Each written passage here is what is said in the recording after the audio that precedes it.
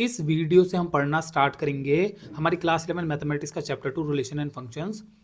इस वीडियो के अंदर मैं आपको रिलेशन एंड फंक्शंस क्या होते हैं, ये हमारे को रियल लाइफ में कैसे काम आते हैं, ये सारी बातें सिंपल लैंग्वेज के अंदर समझाऊंगा यहाँ पे, ठीक है ना।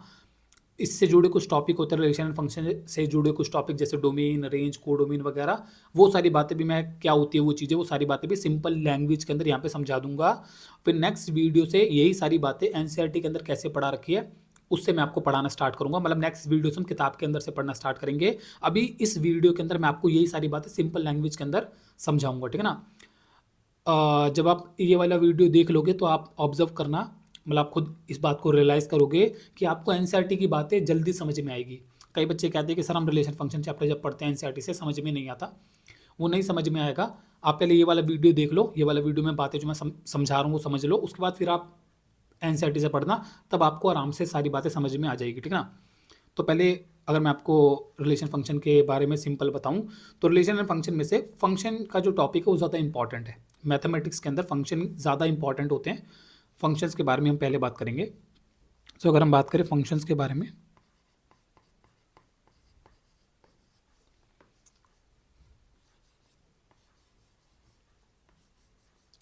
फंक्शन को समझना बहुत आसान है। फंक्शन बहुत इंपॉर्टेंट होते हैं और समझना भी बहुत आसान होता है। जैसे इमेजिन करो कि ये कोई कार है, ये कोई कार है, ठीक है ना। ये कार इस पर्टिकुलर डायरेक्शन में मूव कर रही है। ये कार जब मूव करेगी, आगे मूव करेगी, तो कुछ टाइम में कुछ डिस्टेंस कवर करेगी, ठीक है ना। हम क्या करते हैं, वो जो कार कुछ टाइम में कुछ डिस्टेंस कवर कर रही है उसको नोट डाउन करते हैं। मतलब ऐसे टेबल बना लेते हैं, उसको नोट डाउन करते हैं किस कार ने कितने टाइम के अंदर कितना डिस्टेंस कवर करा, उसको नोट डाउन करते हैं, ठीक है ना। तो जैसे इमेजिन करो मैं नोट डाउन करा ये कार ने 1 सेकंड के अंदर, समझ के मेरे पास घड़ी है, जैसे घड़ी है मेरे पास, टाइम वाली घड़ी है मेरे पास, समझ गए ना। उस घड़ी में मैं टाइम नोट कर रहा हूँ और साथ साथ नोट कर रहा हूँ कार कितना डिस्टेंस कवर कर चुकी है, ठीक है ना। तो मैंने नोट डाउन करा ये कार 1 सेकंड के अंदर। अब ये सब मत पूछना कि कैसे डिस्टेंस कैसे पता लगा रहे हो, ऑल दैट, वो सब, ये सब पे ज़्यादा दिमाग मत लगाओ। सिंपल बोलो कि टाइम हम नोट कर रहे हैं और साथ साथ हम कार का डिस्टेंस नोट करें। सिंपल चीज़ों को सिंप्लीफाइड रखो, ठीक है ना। कई बच्चे करते हैं सर आप डिस्टेंस कैसे पता लगा रहे हो, तो अरे ऐसे इमेजिन कर लो कार किसी पाथ पे, मतलब जिस रास्ते पे चल रही हो उस रास्ते पे मार्क्स लगे पड़े हैं ना, 1 metre, 2 metre, 3 metre, 4 metre, 5 metre के। सो मैं टाइम नोट करे जा रहा हूँ और कार के कहाँ तक पहुँच गई वो देखे जा रहा हूँ। ऐसे इमेजिन कर लो, सिंपल कर लो, ठीक है ना। बट आप चीज़ों को थोड़ा सिंप्लीफाइड रखना भी, ठीक है ना, ज़्यादा कॉम्प्लिकेटेड मत करना चीज़ों को। तो मैंने जैसे किया कि मैंने 1 सेकंड में नोट करा, तो 1 सेकंड में कार ने 1 मीटर कवर कर लिया था। जब मैंने नोट करा 1 सेकंड में 1 मीटर तक, 1 मीटर के मार्क तक पहुंच गई थी, ठीक है ना। फिर मैंने देखा 2 सेकंड में कार 4 मीटर के मार्क तक पहुंच गई थी, मतलब 2 सेकंड में कार ने 4 मीटर कवर कर लिया। 3 सेकंड में 9 मीटर, 5 सेकंड में, जैसे 4 सेकंड में 16 मीटर, ठीक है ना। 5 सेकंड में 25 मीटर ऐसे कवर कर लिया और ऐसे ही आगे तक चले जा रहा है कार से डिस्टेंस, मतलब ऐसे आगे और भी कार चलेगी, ठीक है ना। अब हम क्या करते हैं मैथमेटिकली, ये जो कार का जो डिस्टेंस टाइम है इसके अंदर अगर कोई पैटर्न है तो उसको ढूंढते हैं और ढूंढ के उसको मैथमेटिकली एक्सप्रेस करने का कोशिश करते हैं। तो हम, अगर आप यहाँ पे ऑब्जर्व करोगे तो आप बोलोगे 1 में 1, 2 में 4, 3 में 9, 4 में 16, 5 में 25 स्क्वायर का पैटर्न है, टाइम का डिस्टेंस स्क्वायर है। हम इसको ऐसे कह देते हैं mathematically that y equal to x square, ऐसे कह सकते हैं y equal to x square है, ठीक है ना। यहाँ पे हम कह देते हैं कि जो y है ये तो डिस्टेंस को रिप्रेजेंट कर रहा है, y से हमने डिस्टेंस दिखाने की कोशिश कर रहा है और x टाइम के बारे में बात कर रहा है, x हम टाइम दिखाने की कोशिश कर रहे हैं। और मैथमेटिकली हम ऐसे कह सकते हैं कि जो डिस्टेंस वो टाइम का स्क्वायर है, मतलब y equal to x square है, समझ गए ना। मतलब समझ गए ना, y से हमने डिस्टेंस को दिखा दिया और x से हमने टाइम को दिखा दिया। ये डिस्टेंस टाइम लिखते नहीं है तो मैं एडिशन लिख के दिखा रहा हूँ आपको, मोटा मोटा में y equal to x square लिख देते हैं। हम बोलते थे ये कार का डिस्टेंस टाइम फंक्शन है। एक एग्जाम्पल जैसे और ले लो आप, एग्जाम्पल के लिए मैं आपको बता दूं, जैसे मैं ट्रायंगल्स बना रहा हूँ, मैं ट्रायंगल बना रहा हूँ माचिस की तिल्लियों से। माचिस की जो स्टिक्स होती है, तो एक स्टिक मैं ऐसे लगाऊंगा, फिर एक स्टिक ऐसे लगाऊंगा, एक स्टिक ऐसे लगा दूंगा, तो मेरा एक ट्रायंगल बन गया, ठीक है ना। एक ट्रायंगल और बनाना है तो आप 2 स्टिक और लगा दो तो एक ट्रायंगल और बन गया। ऐसे 2 ट्रायंगल बनाने के लिए तो समझ गए ना, ऐसे बन जाएगा 2 ट्रायंगल। तीसरा ट्रायंगल बनाना तो एक ऐसे कर दो, चौथा बनाना तो ऐसे कर दो, और बोलेंगे समझ गए ना, ऐसे चलता रहेगा। अब इसको अगर मैं ऐसे टेबल वाइज बनाऊँ तो बोलेंगे यहाँ पे आप लिख दो अपने ये कितने आपके ट्रायंगल्स है और कितनी स्टिक्स लग रही है, ठीक है ना। तो एक ट्रायंगल के लिए 3, 2 ट्रायंगल कितनी लगती है, तो टोटल 5 लगती है, 3 पहले के लिए और 2 और लगती है, फिर 5। फिर 3 के लिए 2 और लगती है 7, समझ गए ना। और ऐसे ये पैटर्न चलते जा रहा है, 4 के लिए 9, फिर ऑल दैट। आई आपको समझ में आ रहा होगा, ठीक है ना। हम बोले कि इसमें कोई पैटर्न है, हम बोले हाँ पैटर्न है। मतलब पैटर्न तो है, मतलब कुछ तो पैटर्न है, पैटर्न तो चल रहा है, कुछ पैटर्न तो है भाई, इस ट्रायंगल में स्टिक्स में पैटर्न तो है, साफ साफ पैटर्न तो दिख रहा है, ठीक है ना।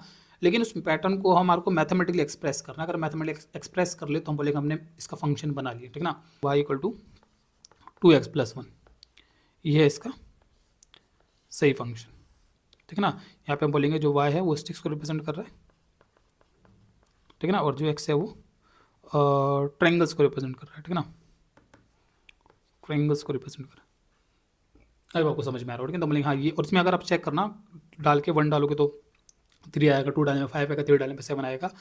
आप बेसिकली यहाँ पे इस बात को ऑब्जर्व कर सकते हो कि अगर थोड़ा पैटर्न कॉम्प्लिकेटेड है, थोड़ा सा अजीबोगरीब पैटर्न है, तो फंक्शन में थोड़ा अजीबोगरीब निकलता है। जितना ज़्यादा कॉम्प्लिकेटेड पैटर्न होगा, जितना ज़्यादा कॉम्प्लिकेटेड पैटर्न होंगे, मतलब वैल्यूज़ वगैरह के अंदर जो भी दो चीज़ों का एक फंक्शन है, जैसे ट्रायंगल और स्टिक्स का यहाँ पे हमने डिस्टेंस टाइम का फंक्शन बनाया, यहाँ पर ट्रायंगल और स्टिक्स के बीच में जो पैटर्न था उसको मैंने फंक्शन बनाया, ठीक है ना। ऐसा रियल लाइफ में, अब हमारा जो रियल लाइफ है इसके अंदर ऐसा बहुत जगह पे होता है कि दो चीज़ें आपस में कनेक्टेड होती है, उन चीज़ों के बीच में पैटर्न्स होते हैं, वो चीज़ आपस में कहने के दूसरे से कनेक्टेड होती है, ठीक है ना, और उनके हम फंक्शंस बना सकते हैं, ठीक है ना।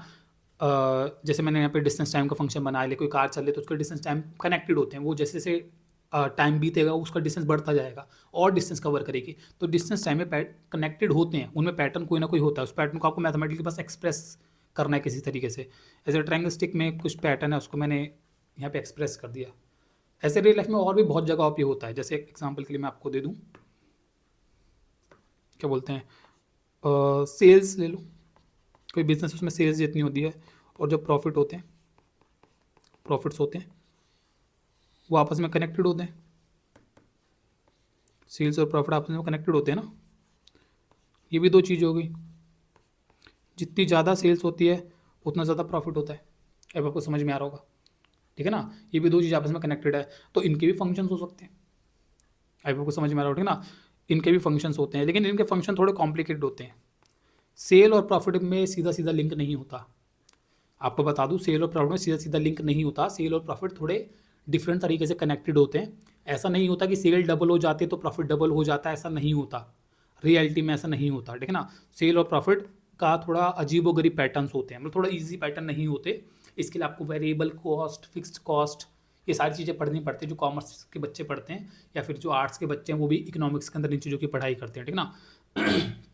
तो मोटा मोटा मैं बस ये कहना चाह रहा हूँ कि सेल और प्रॉफिट के जो फंक्शंस होते हैं वो इतने इजी फंक्शंस, आप बोलो सिंप्लीफाइड फंक्शन नहीं होते। मतलब मोटा मोटा जो मैं आपको यहाँ पे कहता हूँ ना, जितना कॉम्प्लिकेटेड पैटर्न उतना कॉम्प्लिकेटेड फंक्शन, ऐसे ही होता है। तो सेल और प्रॉफिट अगर आप फंक्शंस बनाओगे तो ईजी फंक्शंस नहीं होते, थोड़े से कॉम्प्लिकेटेड फंक्शन होते हैं। जैसे ऐसे करके से 0.5x² माइनस में से 0.1x प्लस 5000 कुछ ऐसे करके आपको अजीब फंक्शन देखने को मिलेंगे इनके, सेल प्रॉफिट के जो फंक्शन होंगे, ठीक है ना। ऐसे इमेजिन कर सकते हो कि कोई जैसे रॉकेट है, कोई रॉकेट है, वो जो स्पेस में रॉकेट जाते हैं, तो जब वो फ्लाई कर रहा होगा, जब वो फ्लाई करेगा, ठीक है ना, मतलब वो फ्लाई करेगा तो वो भी तो कुछ टाइम में कुछ डिस्टेंस कवर करेगा। लेकिन हम बोलेंगे रॉकेट का जो डिस्टेंस टाइम का फंक्शन होगा वो काफ़ी कॉम्प्लिकेटेड होगा। ये मैं जो एफ ऑफ एक्स लिख रहा हूँ समझ में आ रहा होगा, मतलब जो फंक्शन होते हैं उनको वाई से भी रिप्रेजेंट कर सकते हैं और एफ ऑफ एक्स से भी रिप्रेजेंट करते हैं। एफ ऑफ एक्स दोनों तरीक़ों से फंक्शंस को रिप्रेजेंट किया जाता है, ठीक है ना। तो अब आपको समझ में आ रहा होगा, वाई से भी कर देते हैं और एफ ऑफ एक्स दोनों से रिप्रेजेंट कर सकते हैं। मतलब इसको मैं एफ ऑफ एक्स से करते हैं, F of x equal to x+1 है, ठीक है ना, या फिर इसको मैं वाई से रिप्रेजेंट करूँ, दोनों तरीक़ों से फंक्शन को रिप्रेजेंट किया जा सकता है, ठीक है। मैं कह रहा हूँ अगर मैं किसी रॉकेट का जैसे फंक्शन बनाता हूँ तो रॉकेट का फंक्शन क्या होगा, अगेन मैं कह रहा हूँ कॉम्प्लिकेटेड सा फंक्शन होगा, समथिंग वाई इक्वल टू से 5x⁻³ से 6√x, something like complicated function होगा, ईजी नहीं होगा, कॉम्प्लिकेटेड होगा, ठीक है ना। तो सिंपल मतलब इतना आप क्या समझ में आ रहा होगा, फंक्शन आपको समझ में आ रहा होगा, ठीक है ना। फंक्शन क्या होते हैं हमारे रियल लाइफ के अंदर, दो चीज़ें, कोई भी दो चीज़ आपस में कनेक्टेड होती है, पैटर्न्स होते हैं दो चीज़ों के बीच में। और रियल लाइफ में बहुत सारी चीज़ें हैं यार, हज़ारों चीज़ें आपको रियल लाइफ में मिल जाएगी, जो चीज़ आपस में कनेक्टेड होती है, ठीक है ना। और जैसे कार जब चलती है उसका डिस्टेंस टाइम में कनेक्शन होता है, जैसे टाइम बढ़ता है डिस्टेंस भी बढ़ता है, तो कनेक्शंस है उनके अंदर, उसका पैटर्न को हमको मैथमेटिकली एक्सप्रेस करना है, ठीक है ना। और ट्रायंगल वगैरह स्टिक का जैसे मैंने यहाँ पे ले लिया, सेल प्रॉफिट का मैंने ले लिया, रॉकेट का डिस्टेंस टाइम का पैटर्न फंक्शन हो सकता है, ठीक है ना। सो हम बोलेंगे हाँ होते हैं, तो हमारे मतलब हज़ारों फंक्शंस, हज़ारों जगहों पे हज़ारों फंक्शंस है। मतलब हज़ारों जगह हैं जहाँ पे चीज़ें आपस में कनेक्टेड है, और हर जगह जहाँ पे चीज़ें कनेक्टेड है वहाँ पे हम पैटर्न को अगर ढंग से समझ सके सो उनके हम फंक्शंस बना सकते हैं, और फंक्शन बना के हम क्या कर सकते हैं, फ्यूचर प्रिडिक्शंस वगैरह। एक कंपनी जिसने अपना सेल और प्रॉफिट का फंक्शन बना लिया है वो पहले ही प्रिडिक्शंस कर सकते हैं कि हम कितनी सेल कर लेंगे तो कितना प्रॉफिट कमा लेंगे, वो पहले से कैलकुलेशंस कर सकती है। और आपको बता दूं एक खास सेल वैल्यू होता है, एक खास सेल वैल्यू होता है जिस पर हाईएस्ट प्रॉफिट होता है, उससे ज़्यादा अगर सेल करते हैं तो प्रॉफिट नीचे आता है। ये सब बातें आप मतलब आर्ट्स वाले बच्चे और कॉमर्स वाले बच्चे पढ़ते हैं, लेकिन हम मतलब उस सब चीज़ों में मेरे को नहीं जाना, क्योंकि मेरे को नहीं पता मेरी मेरी वीडियो इस टाइम पे मतलब आप कौन से बच्चे, आप साइंस टीम का बच्चा देख रहा है, कॉमर्स टीम का बच्चा देख रहा है, लेकिन आपको मेरी बातें समझ में आ रही होगी कि फंक्शन बहुत इंपॉर्टेंट है। ये बात समझ, फंक्शन है कि ये समझ में आ रहा होगा, फंक्शन बहुत इंपॉर्टेंट, ये भी समझ में आ रही, बड़ी काम की चीज़ है फंक्शन, बड़ी काम की चीज़। रॉकेट वॉकेट जाते हैं तो उसमें कैलकुलेशन करना होता होगा ना कि भाई ये रॉकेट कितने टाइम में कहाँ पहुँच जाएगा, उनके फंक्शंस है हमारे पास, तभी तो हम कैलकुलेशंस कर पाते हैं कि वो रॉकेट कितनी देर में कहाँ पहुँच पा रहा है। समझ में आ रहा होगा, ठीक है ना। अब ये जो फंक्शंस होते हैं ये रियल लाइफ में तो हम कह रहे हैं बहुत हमारे पास ऐसे फंक्शन हो सकते हैं, ठीक है ना, लेकिन मैथमेटिकली जब हम फंक्शंस को पढ़ते हैं, जब मैथमेटिकली फंक्शन को पढ़ते हैं तो मैथमेटिकली हम कहते हैं हम ना डिस्टेंस टाइम के बारे में बात करते हैं, ना हम ट्राइंगलिस्टिक्स, ना हम प्रॉफिट सेल्स, हम मैथमेटिकली इनमें से किसी चीज़ के बारे में बात नहीं कर रहे। मैथमेटिकली हम कहते हैं हम तो नंबर्स के बारे में बात कर रहे हैं। अगर आप ऑब्जर्व करो मोटा मोटा तो यहाँ पे भी आप नंबर्स ही तो डालते हो, एक्स में आप नंबर डालते हो, वाई में नंबर्स निकलते हैं, एक्स की जगह पे आपने 2 रखा, वाई में 4 निकला, ठीक ना, एक्स की जगह पे 3 रखा तो वाई 9 आया। समझ गए ना, यहाँ पे भी आप नंबर डालते हो, नंबर निकलता है, यहाँ पे भी नंबर डालोगे तो एफ का वैल्यू कोई नंबर निकलेगा, ठीक है ना, यहाँ पे नंबर डालोगे वाई का वैल्यू कोई नंबर निकलेगा। तो मैथमेटिकली जब हम फंक्शंस को पढ़ते हैं तो हम कहते हैं हम डिस्टेंस, टाइम, सेल, प्रॉफिट, इन सब चीज़ों पे बात नहीं कर रहे। मैथमेटिकली हम कहते हैं हम तो नंबर्स के बारे में बात करते हैं। मैथमेटिकली हम कहते हैं एक फंक्शन होता है कुछ जिसमें नंबर डलते हैं और नंबर निकलते हैं। तो मैथमेटिकली हम कहते हैं एक फंक्शन क्या होता है, मैथमेटिक्स के अंदर हम ऐसे कहते हैं फंक्शन एक मशीन की तरह होता है, ये फंक्शन एक मशीन की तरह होता है, ठीक है ना। मशीन जैसे होती है ना, मशीन ऐसे ये में गियर्स होते हैं मशीन के अंदर, वैसे गियर्स दिखाने की कोशिश कर रहा हूँ, मतलब मैं मशीन दिखाने की कोशिश कर रहा हूँ, समझ गए ना आप।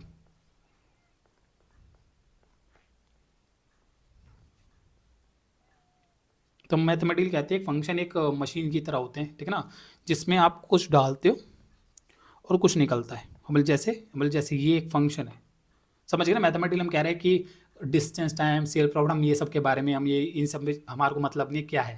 मैथमेटिकली हम कहते हैं तो नंबर्स के बारे में बात करते हैं, बस कुछ नंबर होते हैं, नंबर डलते हैं, नंबर निकलते हैं। तो ये एक फंक्शन, इसमें नंबर डलते हैं, नंबर निकलते हैं। एक फंक्शन में कुछ नंबर डलेंगे, कुछ नंबर निकलेंगे, एक फंक्शन नंबर डलेंगे, नंबर निकलेंगे, नंबर डलेंगे, नंबर निकलेंगे, ठीक है ना। मैथमेटिकली हम कहते हैं डिस्टेंस टाइम का फंक्शन होता है, प्रॉफिट सेल का फंक्शन होता है, मतलब ये कुछ नहीं होता। मैथमेटिकली हम कहते हैं फंक्शन बस कुछ एक मशीन की तरह होता है जिसमें आप कुछ नंबर डालते हो, कुछ नंबर निकलता है। जैसे एक्स स्क्वायर है, एक्स स्क्वायर एक मशीन की तरह है, जैसे समझो एक मशीन क्या होता है आप समझते हो ना, कि मशीन के अंदर आप कुछ डाल देते हो, फिर मशीन उस पर कुछ काम करके कुछ काम करती है, अंदर कुछ करती है और निकाल के आपको कुछ और देती है। तो एक्स स्क्वायर एक फंक्शन, एक मशीन है।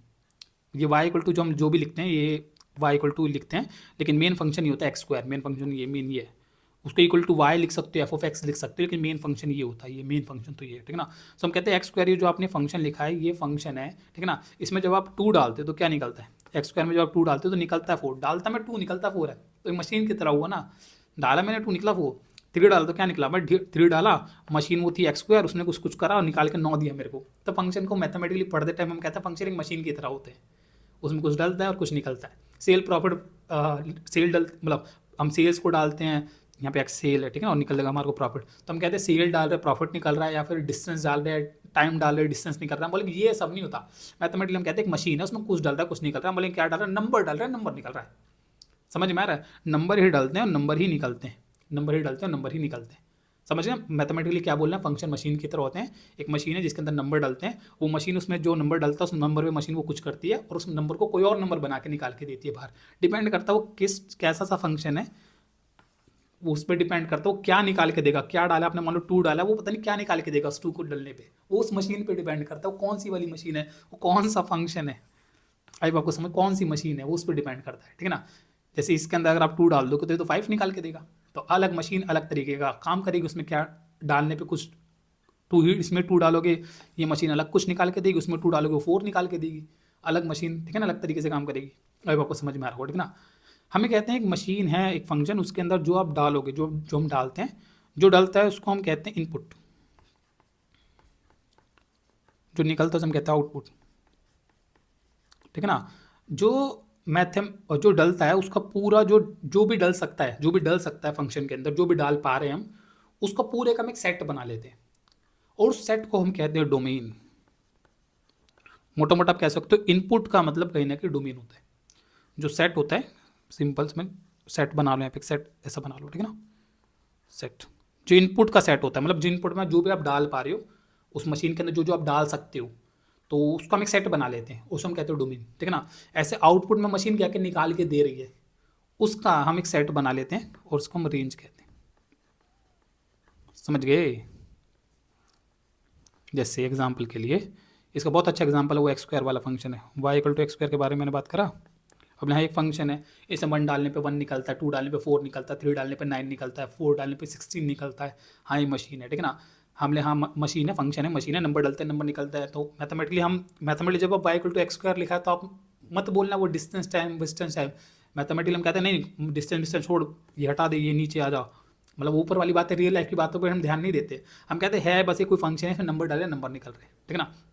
तो हम बोलेंगे हाँ ये मशीन है, हम मतलब ये जो फंक्शन है एक मशीन की तरह इसको ऐसे इमेजिन करो। बोले इसमें क्या क्या डल सकता है ये बताओ, तो बोले इसमें तो ये एक्स स्क्वायर की तरह मशीन की तरह, इसमें क्या डालता हूँ, पॉजिटिव के नंबर 1 2 3 4 कुछ भी डाल सकता हूँ इसके अंदर, नेगेटिव के नंबर भी डाल सकता हूँ, हमने कुछ भी डल जाएगा इसके अंदर। तो यार इसमें आप 1 डाल दो, 2 डाल दो, 3 डाल दो, 4 डाल दो। 1 डालने पे 1 आ जाएगा, 2 डालने पे 4 आ जाएगा, 3 डालने पे 9 आ जाएगा, -1 डालने पे 1 आ जाएगा, -2 डालने पे 4 आ जाएगा, -3 डालने पे 9 आ जाएगा। मतलब हम पॉजिटिव नंबर्स के भी आंसर निकाल के देता है ये फंक्शन, पॉजिटिव नंबर लेने पे भी ये कुछ आंसर देता है। ये फंक्शन नेगेटिव नंबर लेने पे भी, एक्स स्क्वायर जो है नेगेटिव नंबर अपने अंदर लेने पे भी कुछ आंसर्स देते हैं हमारे को। समझ गए ना। तो ये जो फंक्शन है इसको हम कहते हैं भाई, इसका जो डोमेन है ना, डोमेन मैंने क्या बोला आपको, डोमेन क्या होता है, जो जो उसके अंदर डल सकता है उसका सेट बना लो। तो बोले इसके अंदर पॉजिटिव के भी नंबर डल पा रहे हैं, इसके अंदर नेगेटिव के नंबर डल पा रहे हैं, और पॉजिटिव के सारे नंबर डल पाएंगे। मतलब आप 1.1 डाल सकते हो इसके अंदर, 1.1 पॉइंट वाले नंबर भी डाल दो, रूट वाले नंबर, रूट टू कुछ भी डाल दो, एक्स स्क्वायर का फंक्शन जो इसका कुछ कुछ सब ले लेगा ये। तो ये सारे रियल नंबर ले सकता है। तो पूरा रियल नंबर का जो सेट होता है, आप कह सकते हो पूरा रियल नंबर का जो सेट होता है वो इस फंक्शन का डोमेन है।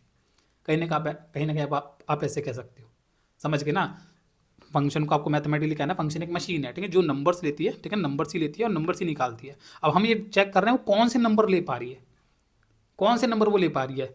ये फंक्शन एक मशीन है, मैथमेटिकली हम कह रहे हैं वो नंबर्स ही लेगी और नंबर्स ही निकाल के देगी, ठीक है ना। हम कह रहे हैं वो कौन से नंबर ले पा रही है, जो जो उससे नंबर वो ले पा रही है उसके एक सेट बना लेंगे और उसको हम डोमेन कह देंगे। हम कह रहे हैं तो सारे नंबर ले पा रही है, एक्स स्क्वायर वाला जो फंक्शन है ये तो 1 2 3 मतलब प्लस के नंबर, पॉइंट के नंबर, रूट वाले नंबर, माइनस के नंबर सब ले पा रही है, तो सारे रियल नंबर ले पा रही है। तो मेरे पूरा रियल नंबर का सेट इसका डोमेन है। और बोलेंगे इसका, फिर हम कहते हैं बाजार रेंज बताना। हम बोलेंगे रेंज, ये एक्स स्क्वायर का जो फंक्शन है इसमें जब मैं पॉजिटिव का नंबर डालूंगा 1 2 3 ये सब जो पॉजिटिव का नंबर डालूंगा तो 2 डालने पे 4, 3 डालने पे 9 वो सब निकल रहा है। लेकिन नेगेटिव के जब नंबर डालते हो, नेगेटिव डालने पे 4 निकलता है, नेगेटिव 3 डालने पे भी 9 निकलता है। मतलब बेसिकली नेगेटिव के जब आप नंबर डालोगे तो पॉजिटिव ही निकाल के देता है। तो बेसिकली आप इसको कह सकते हैं फंक्शन लिखता तो सारे नंबर है, पॉजिटिव नेगेटिव के सारे नंबर ले लेता है, लेकिन निकालने के टाइम पे बस ये पॉजिटिव के नंबर निकाल के देता है। एक्स स्क्वायर का फंक्शन बस पॉजिटिव नंबर निकाल के देता है। तो इसका हम कहते हैं इसका जो रेंज है ना, इसका जो रेंज है वो है R+ मतलब ओनली पॉजिटिव के रियल नंबर्स। समझ गए ना। एक फंक्शन एक मशीन है जो नंबर लेगी, नंबर ही देगी। हमें चेक कर रहे हैं कौन से नंबर ले पा रही है, कौन से नंबर दे पा रही है। जो से नंबर वो ले पा रही है उसका पूरा सेट बना देते हैं, उसको डोमेन कहते हैं। और जो से नंबर वो निकाल के दे पा रही है उसका सेट को हम उसका रेंज कह देते हैं। सिंपल, ठीक है ना। आई आपको समझ में आ रहा होगा। अब इसमें एक चीज़ और रह जाती है जो बच्चों को कन्फ्यूज करती है, दैट इज कोडोमेन। ना कोडोमेन को अगर आपको समझना है तो आप ग्राफ समझो। ग्राफ लाइन सीधी है, पता नहीं सीधी है उल्टी है, मतलब थोड़ी टेढ़ी लग रही है मेरे को शायद से सीधी है लाइन, ठीक है ना।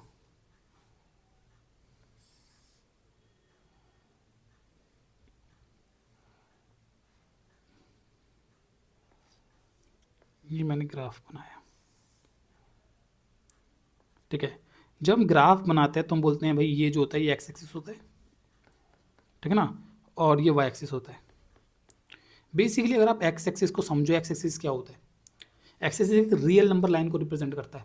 इस पे सारे नंबर होते हैं, 0 होता है पॉजिटिव के नंबर इस साइड पे, तो सारे पॉजिटिव के नंबर होते हैं, उस साइड पे सारे नेगेटिव के नंबर होते हैं। एक्स एक्सिस जो होता है वो एक रियल, पूरे एक रियल उसको रिप्रेजेंट करता है। रियल नंबर लाइन को, पूरे इससे सारे रियल नंबर को रिप्रेजेंट करता है, समझ गए ना। और हम बोलते हैं यहाँ पे हम फंक्शन में कहते हैं जो एक्स होता है वो इनपुट के बारे में बात करता है, क्योंकि हम एक्स में तो नंबर डालते हैं, और वाई तो आउटपुट के लिए होता है ना, कि क्या डाला एक्स में, कुछ डालते हैं, जैसे एक्स में मैंने 2 डाला तो वाई में 4 निकल के आया, तो वाई आउटपुट के लिए होता है, आप ऐसे कह सकते हो, ठीक है ना। तो ये हमारा इनपुट का एक्सिस है, क्या क्या डला, और ये हमारा आउटपुट का एक्सिस है, क्या क्या निकला।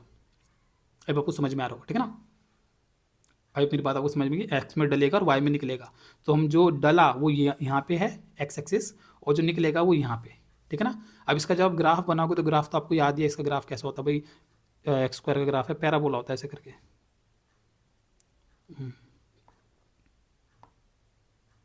कैसे करते, हाँ ऐसे कर देते इसको को, ठीक है। तो हम बोलते हैं एक्स स्क्वायर का जो ग्राफ होता है वो पैराबोला होता है, ठीक है ना। हम बोलेंगे एक्स स्क्वायर का ग्राफ पैराबोला होता है, ऐसा होता है, दिखता है, ये तो आपने सीखा है ना छोटी क्लासेस के अंदर, एक्स स्क्वायर का ग्राफ पैराबोला होता है। हम बोलेंगे ठीक है, हम बोलेंगे जब इसका हम ग्राफ बनाते हैं तो हम कहते हैं भाई एक्स स्क्वायर के अंदर क्या क्या डल पा रहा था, एक्स एक्सिस के हिसाब से अगर हम देखें तो इसके अंदर हम इसका ग्राफ से भी हम देख पाते हैं, इसका ग्राफ एक्स एक्सिस की पॉजिटिव साइड पर भी जा रहा है, ठीक है ना। इसका ग्राफ एक्स एक्सिस की नेगेटिव साइड पर भी जा रहा है, मतलब सारे पॉजिटिव के नंबर भी और सारे नेगेटिव के नंबर भी एक्स में जा पा रहे हैं। तो एक्स एक्सिस बेसिकली डोमेन के बारे में आपको बताता है, डोमेन क्या है। तो बोलेंगे डोमेन सारे पूरा रियल है, पूरा जो पूरा रियल नंबर है ना, सारे रियल नंबर इसके डोमेन में है, क्योंकि इसका graph x axis positive side पे भी जा रहा है, इसका ग्राफ एक्सिस की नेगेटिव साइड पे भी जा रहा है, समझ गए ना। तो हम कहते हैं जो डोमेन है इसका वो रियल नंबर है। अगर ग्राफिकली अगर आपको समझना है, ग्राफ के लिए आप ऐसे कह सकते हो, ठीक है ना। हम कहते हैं डोमेन क्या है, हम लोग डोमेन, इसका ग्राफ ना वाई एक्सिस में बस पॉजिटिव की तरफ गया, पॉजिटिव वाले वाई एक्सिस की तरफ जा रहा है, तो डोमेन जो है वो आर प्लस है। अब आपको समझ में आ रहा होगा, ठीक है ना। और बोलेंगे पूरा जो वाई एक्सिस है वो क्या है, हम बोले पूरे वाई एक्सिस को डोमेन कहलाता है। हम बोले पूरा वाई एक्सिस होता है भाई, इसका जो भी फंक्शन है उसका ग्राफ पूरे वाई एक्सिस में कितना भी आ सकता था, मतलब वो ऊपर मतलब नीचे भी जा सकता था, जाने को तो पूरा अलाउड था इसको जाना, कहाँ से भी कहीं तक जा सकता था। तो ये हम कहते हैं वो सेट होता है जिसमें इसके आंसर्स आ सकते थे, मतलब समझ गए ना। इसको कैसे बताऊँ, ठीक है, मतलब ये तो समझ में आ गया, एक्स एक्सिस डोमेन के बारे में बात करता है। मोटा मोटा में कहते हैं वाई एक्सिस जो पूरा वाई एक्सिस होता है वो को डोमेन का काम करता है। ये जो इसके मतलब जो फंक्शन के जो आंसर्स है वाई एक्सिस में आंसर्स निकलेंगे ना, अब आंसर पॉजिटिव भी निकल सकते थे, नेगेटिव भी निकल सकते थे, कुछ भी निकल सकते थे। निकले क्या, जो निकले वो रेंज कहलाता है। जो निकल सकता था, निकल तो ये भी सकता था और ये भी सकता था, सब कुछ ही निकल सकता है, जो निकल सकता था वो कोडोमेन कहलाता है। तो हम डेफिनेशन किताब के अंदर आप पढ़ोगे तो आपको मिलेगा कोडोमेन एक बड़ा सेट होता है जिसका सबसेट होता है रेंज। तो हम बेसिकली बोलते हैं कोडोमेन होता है पूरा वाई एक्सिस, जो हमारा आंसर में आ सकता था भाई, फंक्शन के आंसर जो में आंसर थे वो पॉजिटिव में भी आ सकते थे, वो नेगेटिव में कुछ भी आ सकते थे आने को तो, लेकिन आए क्या, आ सकते थे, जो आ सकता था वो कोडोमेन कहलाता है, और जो आया वो रेंज कहलाता है। तो रेंज हम लेंगे आर प्लस, समझ गए ना। तो इसका जो कोडोमेन आपको पूछे तो बोलना आर है पूरा, तेरी पूरा आर जो रियल नंबर है, इसका पूरा वाई एक्सिस जो है वो कोडोमेन रियल नंबर है, ठीक है ना। जो रेंज है वो आर प्लस है, ठीक है, और जो डोमेन है वो एक्स एक्सिस है। अब आपको बातें समझ में आ रही होगी, ठीक ना, कि फंक्शन के डोमेन रेंज के कॉन्सेप्ट यहाँ पे शायद समझ में आ गए होंगे, ठीक है ना। बाकी मैं ग्राफिकली भी उन चीज़ों को समझा रहा हूँ आपको, ग्राफिकली आप इन चीज़ों को समझ सकते हो और डोमेन कोडोमेन रेंज का एक सेंस बना सकते हो, कि हम कहते हैं एक्सिस जो होता है वो डोमेन के बारे में बात करता है, फंक्शन के डोमेन के बारे में, ठीक है ना। कि आपका ग्राफ आप देखो एक्सिस में पॉजिटिव तरफ जा रहा है, हाँ तो इसके पॉजिटिव तरफ भी जा रहा है, एक्सिस का ग्राफ इसकी मतलब ग्राफ जो है फंक्शन का वो नेगेटिव साइड पे भी जा रहा है एक्सिस की, तो हम कहते हैं तो एक्सिस से डोमेन पता चल रही है कि ये फंक्शन इनपुट में सारे एक्स की वैल्यूज़ ले पा रहा है, पॉजिटिव नेगेटिव साइड ले पा रहा है। फिर हम कह रहे हैं कि निकल के क्या आ सकता था आंसर, तो पूरा वाई एक्सिस अवेलेबल था आंसर के लिए, इसके आंसर पॉजिटिव नेगेटिव कुछ भी आ सकते थे, तो कोडोमेन जो आंसर आ सकते थे वो तो कोडोमेन कहलाता है। आए क्या आंसर, बोले ग्राफ ऊपर जाके ही रह गया, ऊपर ही घूम के रह गया, तो पॉजिटिव में रह गया, तो वो जो आया तो उसका पूरे वाई एक्सिस का वो हिस्सा, पूरे वाई एक्सिस का वो हिस्सा जो आंसर में आता है, इसलिए हम कहते हैं ये तो पूरा सेट है जो आंसर में आ सकता था, इसका एक सबसेट होता है, इसका एक छोटा सा हिस्सा होता है सबसेट, पूरा उसका एक सबसेट होता है रेंज। अब आपको बातें समझ में आ रही होगी, ठीक ना। आगे मूव ऑन करते हैं। अब अगर आपको रिलेशन थोड़ा सा समझ में आ गया तो मैं आपको थोड़ा सा फंक्शन समझ में आ गया तो मैं आपको थोड़ा सा रिलेशंस के बारे में पढ़ा देता हूँ। रिलेशंस का जो टॉपिक है वो बहुत आसान टॉपिक है, फंक्शन की तरह बहुत आसान टॉपिक है। इसके अंदर हम क्या कहते हैं, हम कहते हैं कि भाई वाई और एक्स आपके पास दो वेरिएबल है, इनको हम वेरिएबल कहते हैं, ठीक, छोटी क्लास में सुना होगा ना, वेरिएबल कहते हैं इनको, ठीक है ना। इनकी वैल्यू क्योंकि वेरी करती रहती है, मतलब चेंज होती रहती है, कभी एक्स की जगह पे 1 आता है, कभी 2 आता है, कभी 3 आता है, फिर वाई का आंसर कभी 2 आ रहा है तो कभी 4 आ रहा है, कभी 9 आ रहा है, तो अलग अलग आंसर्स आ रहे हैं, ठीक है ना। तो इसलिए इनको हम वेरिएबल्स कहते हैं, ठीक है। अब हम ये कहते हैं रिलेशन में, हम कहते हैं एक्स और वाई हमारे पास 2 वेरिएबल है, इन दोनों के बीच में हमारे को रिलेशंस बनाने, इन दोनों में रिलेशन बनाने, इन दोनों के बीच में एक रिलेशन बनाना है, एक्स और वाई के बीच में एक रिलेशन बनाना है, ठीक है ना। और जब आप एक्स और वाई के बीच में कोई रिलेशन बना लेते हो, मैथमेटिकली रिलेशन बनाना होता है, उसे हम रिलेशंस कहते हैं। सिंपल भाषा में आपको जैसे बना के दिखाऊं एग्जांपल के लिए। सो y इक्वल टू मैंने लिख दिया x+1, ये क्या है, और बोले ये y और x के बीच में एक रिलेशन है कि y x से एक ज़्यादा है, y x+1 मतलब समझ गए ना, y equal to x+1, y x से एक ज़्यादा है, y और x के बीच में एक रिश्ता हो गया। अब आपको समझ में आ रहा होगा, यही होता है रिलेशन, इससे ज़्यादा कुछ नहीं होता रिलेशन। ऐसे ही आप ये लो y equal to x² + x, अब लिख यहाँ ये भी एक रिलेशन हो गया y और x के बीच में। हाँ, मोटा मोटा आपको समझ में आ रहा होगा, कुछ नहीं होता रिलेशन, y और x के बीच में आपको कुछ समझ गया ना, लिंक बनाना होता है, मतलब ऐसे रिलेट करना होता है उनको, y इक्वल टू कुछ x है, समझ गए ना, y इक्वल टू कुछ x में है, y इक्वल टू कुछ इतना x है, उनको ऐसे रिलेट करना होता है। और जब आप उनको ऐसे रिलेट कर लेते हो तो हम कहते हैं आपने वो रिलेशंस बना लिए। अभी आपको समझ में आ रहा होगा, ठीक है ना, बैठ रहा होगा दिमाग के अंदर। अब जैसे ये मैं पढ़ाता हूँ तो बच्चे कहते हैं कि सर ऐसे तो ये रिलेशन और फंक्शन एक ही चीज़ हुआ, ये तो एक ही जैसे से है, तो थोड़ा सा फ़र्क होता है, आपको बताता हूँ। देखो जैसे एग्जांपल के लिए मैं यहाँ पे एक रिलेशन बनाता हूँ, मैंने एक रिलेशन बनाया y इक्वल टू से मैं बनाता हूँ √x, ये मैंने एक रिलेशन बनाया, तो बोले कि y x के रूट के है बराबर है, तो ये भी एक रिलेशन बनाया, ठीक है ना। अब इसमें अगर मैं ये करता हूँ कि मैं जैसे मान लो कि मैं x की जगह पे कोई नंबर रखता हूँ, जैसे यहाँ पे हम x की जगह पे नंबर रख रहे थे, तो यहाँ पे मैं x की जगह पे नंबर रखता हूँ। सो y इक्वल टू मैंने रख दिया, जैसे माइनस तो नहीं रख सकते, जैसे 16 रख दूँ, तो आपका आंसर आएगा 4, लेकिन +4 और -4 दो आंसर आएंगे, क्योंकि हम बोलेंगे हाँ y का आंसर तो प्लस और माइनस, और क्योंकि रूट के दोनों आंसर होते हैं ना, +4 -4, क्योंकि √16 का मतलब ये होता है एक नंबर जिसको 2 बार मल्टीप्लाई करके उसी से 16 आना चाहिए, और +4 को 4 से करने पे भी 16 आता है, और -4 को -4 से करने पे भी 16 आता है, इसलिए इसके दोनों आंसर्स दिए जाते हैं, +4 और -4 दोनों दिए जाते हैं, ठीक है ना। तो बोलेंगे हाँ ठीक है, तो √x की जगह आपने 16 रखा, तो y का आंसर 4 +4 और -4 दो आंसर्स आए, ठीक है ना। तो इसको मैं ऐसे कह सकते हैं कि जब मैंने x इक्वल टू 16 रखा है, ठीक है ना, मतलब इसको आप ऐसे कह सकते हो, इसको आप ऐसे कह सकते हो कि अगर ये रिलेशन को मैं अपनी एक मशीन बनाऊँ, मशीन की कोई फंक्शन जैसे मशीन होते हैं, ऐसे रिलेशन को अगर मैं मशीन की तरह बनाऊँ, तो इसमें आप कह सकते हो कि मैंने इसमें डाला क्या 16, और दो आंसर्स निकल के आ रहे हैं मेरे को, एक तो निकल के आ रहा है 4 और एक -4 भी निकल के आ रहा है। एक से ज़्यादा आंसर, मतलब एक से ज़्यादा आंसर बेसिकली दो आंसर्स, एक से ज़्यादा होता है, मेन पॉइंट होता है एक से ज़्यादा आंसर निकल के आ रहा है, ठीक है ना, जो कि यहाँ नहीं होता, फंक्शंस में नहीं होता, फंक्शन में ऐसा नहीं होता। कोई कार है, कोई कार अगर चल रही है तो सोच के देखो, वो कार एक टाइम पे एक ही तो जगह होगी, 5 सेकंड बाद कहाँ होगी, 5 सेकंड बाद 25 मीटर दूर होगी। अरे 5 डालने पे मान लो 2 आंसर्स आ जाए, 5 वैल्यू डालने पे दो आंसर आ जाए, 25 भी आ जाए, 26 भी आ जाए, जैसे मतलब 5 डालने पे आपका आंसर आ गया, 25 आ गया और 30 आ गया, तो आप बोले 25 और 30, कार 5 सेकंड बाद 25 मीटर 30 मीटर दूर भी है, 25 मीटर दो जगह कैसे हो सकती है कार, 5 सेकंड बाद एक ही तो जगह होगी। अयुब मेरी बात आपको समझ में आ रही होगी। तो फंक्शन में हम कहते हैं भाई एक इनपुट पे एक ही आउटपुट होता है, एक इनपुट पे एक ही आउटपुट होता है फंक्शंस के अंदर, समझ गए ना। कार एक समय पे एक ही जगह होगी, एक ट्रायंगल के लिए एक ही नंबर ऑफ स्टिक्स लगेगी, समझ गए। आयुब मेरी बात आपको समझ में आ रहा होगा। फंक्शंस के अंदर बेसिकली होता है कि एक इनपुट पे एक ही आउटपुट होता है, फंक्शन में होता है एक इनपुट पे एक ही आउटपुट होता है, ठीक है ना। लेकिन रिलेशन जब हम बनाते हैं, जब हम एक्स और वाई को रिलेट कर रहे होते हैं, तो कभी कभार रिलेशन में हम ऐसे भी रिलेट कर देते हैं एक्स और वाई को कि जहाँ पे एक आंसर में एक इनपुट पे एक से ज़्यादा आउटपुट निकलते हैं, ये भी होता है।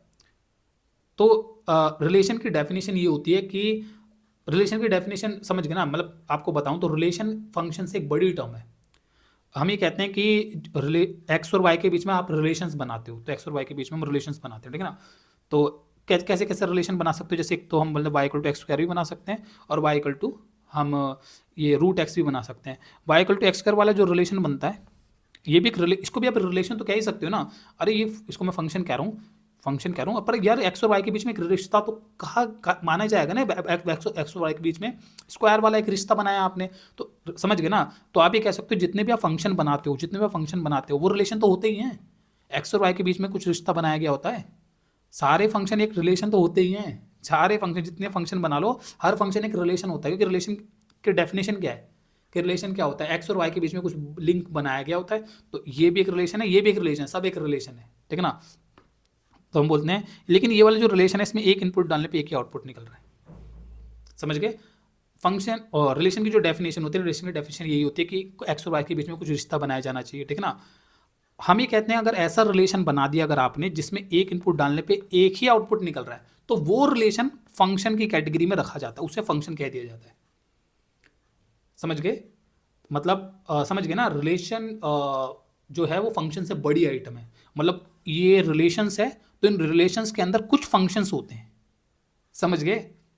आई होप मेरी बात आपको समझ में आ रहा होगा, ठीक है ना? कि हम एक्स और वाई के बीच में रिश्ते बनाते हैं, हम कैसे भी उठपटांग कैसे भी रिश्ते बन सकते हैं। कभी कभार तो एक्स और वाई के बीच में ऐसे रिश्ते बनेंगे जिन जिन रिश्तों में, जिन रिलेशंस में एक इनपुट पे एक ही आउटपुट होगा। जब ऐसा होगा, एक इनपुट पे एक ही आउटपुट होगा, तो ऐसे रिलेशंस जो बनेंगे उनमें हम बोलेंगे कि हाँ, ये रिलेशन फंक्शन कहलाएंगे। ऐसे रिलेशंस को फंक्शन कहा जाता है, जो हम जिनको फंक्शन हम कह रहे हैं ना। किताब आपको फंक्शन जब पढ़ाएगी ऐसे ही पढ़ाएगी। किताब पहले रिलेशन पढ़ाती है और फिर रिलेशन पढ़ाने के बाद कहती है ऐसे रिलेशन जिनमें एक इनपुट पे एक ही आउटपुट होगा वो फंक्शंस होंगे। किताब में जब एनसीईआरटी में पढ़ोगे तो आपको पढ़ने को मिलेगा। और मान लो मैंने ऐसा रिलेशन बनाया जिसमें एक इनपुट पे एक से ज़्यादा आउटपुट निकल रहे, तो किताब कहती नहीं, अगर ऐसे ही एक इनपुट पे एक से ज़्यादा आउटपुट निकल रहे हैं तो वो रिलेशन है, रिलेशन बोलो उसे, पर वो फंक्शन मत बोलो, फिर उसको उसे फंक्शन नहीं बोल सकते। समझ गए ना?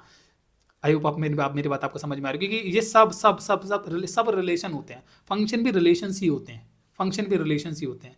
हम एक्स और वाई के बीच में कुछ लिंक्स बनाते हैं, उनको हम रिलेशंस कहते हैं। लेकिन अगर मैंने एक्स और वाई के बीच में कुछ ऐसा रिलेशन बनाया है जिसमें एक इनपुट पे एक ही आउटपुट आ रहा है, तो वो रिलेशन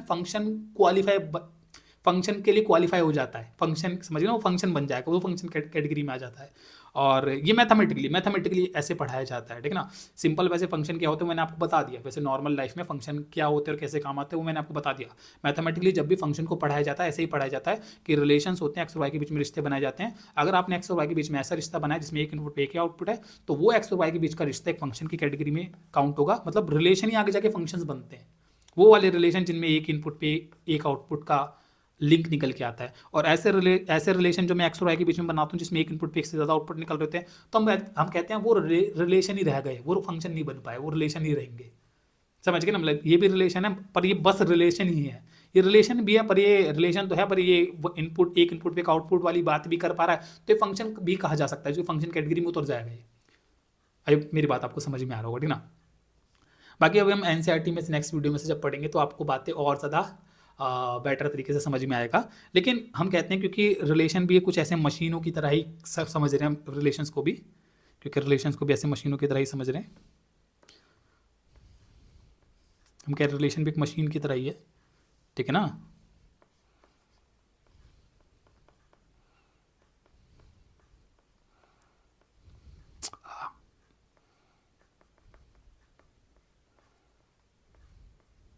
ठीक है, तो हम कहते हैं रिलेशन क्योंकि एक मशीन की तरह ही है, तो लेकिन हम बोलेंगे इसके अंदर बस एक इनपुट पे एक से ज़्यादा आउटपुट्स आने की पॉसिबिलिटीज़ होती है, ठीक है ना? तो इसमें हम कहते हैं कि भाई ये क्योंकि मशीन ही की तरह ही है, तो इसमें भी कुछ डोमेन और रेंज तो इसमें भी होगा, कुछ इसमें भी डलेगा और रेंज इसकी भी कुछ होगी। निकलते तो इसमें भी कुछ वैल्यूज़ है, निकल तो इसमें भी कुछ है, डल रहे हैं। एक डलने पे एक से ज़्यादा आंसर्स आ रहे हैं, पर आंसर्स आ तो रहे, निकल तो रहे कुछ आंसर्स, तो उनका हम सेट बना लेते हैं। समझ गए ना? जो डल सकते हैं उसका सेट अलग बना लेते हैं, जो डल सकते हैं और जो निकल रहे हैं उनका सेट हम अलग बना लेते हैं। और डोमेन जिनके अंदर भी होती है, और अगेन कोडोमेन का कॉन्सेप्ट भी होता है। तो हमारे फंक्शन जो होते हैं उनकी भी रेंज और डोमेन, रेंज कोडोमेन होती है, और जो रिलेशंस होते हैं उनमें भी डोमेन, रेंज एंड कोडोमेन, इन तीनों का कॉन्सेप्ट होता है। अब आपको डोमेन, रेंज, कोडोमेन ये चीज़ें और रिलेशन फंक्शन क्या होते हैं ये आपको सिंपल लैंग्वेज में समझ में आ गया होगा, ठीक है ना? रिलेशन में जैसे बताऊँ, रिलेशन और भी अजीबोगरीब भी होते हैं, जैसे ऐसे हम बना देते हैं कई बार तो वाई स्क्वायर इज ये ग्रेटर देन एक्स। सो बोले कि y square greater than x, हम बोले ये भी तो एक रिश्ता ही है, क्या इसे आप रिश्ता नहीं कह सकते? वाई और एक्स के बीच में एक रिलेशन बना है तो हमेशा इक्वल टू के रिलेशन मिलेंगे ऐसा मत सोचना। ग्रेटर देन, लेस देन ऐसे भी मिल सकते हैं, कैसे भी मिल सकते हैं। आपकी किताब जब आपको पढ़ाएगी तो आपकी किताब अब बहुत मतलब बच्चे वाले लेवल से स्टार्ट करती है, तो इसलिए आपको शुरुआत में बड़ा अजीब लगता है पढ़ने में, यार पता नहीं कैसे पढ़ा रही है। मेरे हिसाब से किताब अगर ऐसे सीधा पढ़ा दे तो बच्चा जल्दी समझ सकता है। लेकिन कोई बात नहीं, जैसे भी किताब पढ़ाती है, अब आप किताब की बातें पढ़ोगे, जब मैं आपको नेक्स्ट वीडियो से पढ़ाऊँगा, तो आप ऑब्ज़र्व करना कि यही सारी बातें किताब ने पढ़ा रखी है। तो आप जब पढ़ते जाओगे किताब में, एनसीईआरटी में, तो आपको लगेगा अरे अब तो सब समझ में आ रहा है, अब तो कोई दिक्कत नहीं हो रहा पढ़ने में, सारी बातें आपको समझ में चली जाएगी, ठीक है ना। तो नेक्स्ट वीडियो से हम किताब में से पढ़ना स्टार्ट करेंगे, हमारी जो एनसीईआरटी बुक है उसके अंदर से, ठीक ना। So will see you in the next video. बाकी आपको अगर वीडियो अच्छा लगा हो, आपको लगा हो कि हाँ चीज़ें सिंप्लीफाइड तरीके से अच्छे से समझ में आ गई, सो वीडियो को लाइक करना, चैनल को सब्सक्राइब करना, और हो सके तो और लोगों के साथ वीडियो को शेयर करना, क्योंकि ये जो मैथमेटिक्स के टॉपिक्स है इनमें ज़्यादातर बच्चों को प्रॉब्लम आता है, सर के ऊपर से निकलते हैं टॉपिक, बच्चे मतलब बहुत स्ट्रगल करते हैं मैथमेटिक्स के इन टॉपिक्स के साथ। तो किसी की हेल्प अगर आप कर सको, जिसको आपको लग रहा हो कि हाँ यार उसके साथ ये वीडियो शेयर करना ठीक रहेगा, कि वो बंदा भी स्ट्रगल कर रहा है, उसका दिमाग बहुत ख़राब है मैथमेटिक्स में इन टॉपिक्स को लेके, तो उनके साथ वीडियो शेयर करना, ठीक है ना। और बाकी मैं आपको नेक्स्ट वीडियो में मिलूंगा। Will see you in the next video.